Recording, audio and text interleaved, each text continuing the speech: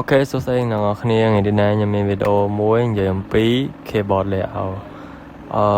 Video nó cứ giờ làm pi ca đô số nó phải đại dương ở white keyboard ở số không ai tới on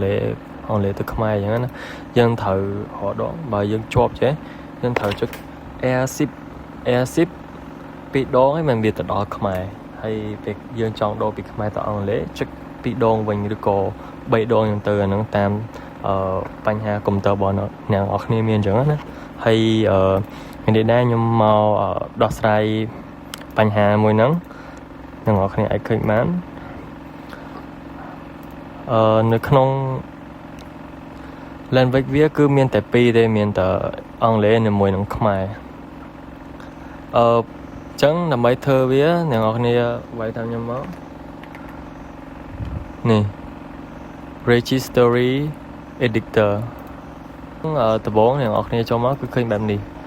key current user ចុចលើវាមកហើយយកពាក្យថា keyboard layout ហើយយកពាក្យថា preload អញ្ចឹងពណ៌នេះ4ហ្នឹងឃើញនេះជា4ហ្នឹងប៉ុន្តែយើងអត់ចង់បានទេយើងចង់បានតែអង់គ្លេសជាមួយនឹងខ្មែរតែប៉ុណ្្នឹងឲ្យយកចង់បានខ្មែរនីដាឬក៏អង់គ្លេសអីណាញ៉ៃអញ្ចឹងដើម្បីដោះស្រាយបញ្ហាហ្នឹងនៅក្នុងនេះវាអត់បានកំណត់តម្លៃថាមួយណាជាអក្សរខ្មែរមួយណាជាអក្សរអង់គ្លេសទេវាកំណត់ទៅលើតម្លៃវាជា value របស់វាហ្នឹងអញ្ចឹងយើង copy កូដហ្នឹងលើមកយើង double click លើហ្នឹងមកហើយយើង copy វាមកហើយដើម្បីទៅ search ថាហ្នឹងជាប្រភេទអីយើងចូលទៅកាន់ website របស់Microsoft ផ្ទាល់អញ្ចឹងដើម្បី search អ្នកនរគ្នាចុច control អក្សរ F ហើយ pass លេខហ្នឹងអញ្ចឹងទី1គឺ US ហ្នឹងខ្ញុំទុកអូខេអញ្ចឹងយើងបន្ទាប់ទៅលេខ2ម្ដងអ្នកនរគ្នានៅពេលដែលមានអក្សរនៅពីមុខចេះអ្នកនរគ្នាអាចពេល search មួយនេះអ្នកនរគ្នាអាចលុបអក្សរហ្នឹងដើម្បីរកឃើញអញ្ចឹងបើអត់លុបទេរកឃើញអញ្ចឹងនេះ United States do Barack គេនេះ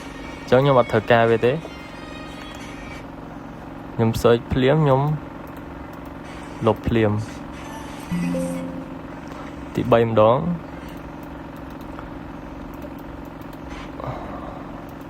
អូខេខ្មែរខ្ញុំទុកហើយចុងក្រោយអ្នកនរគ្នាអាចដឹងអីខ្មែរនីដាអ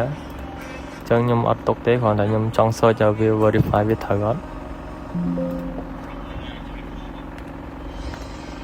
នេះខ្មែរនីដាអញ្ចឹងអូខេខ្ញុំនឹងលុបវាចោល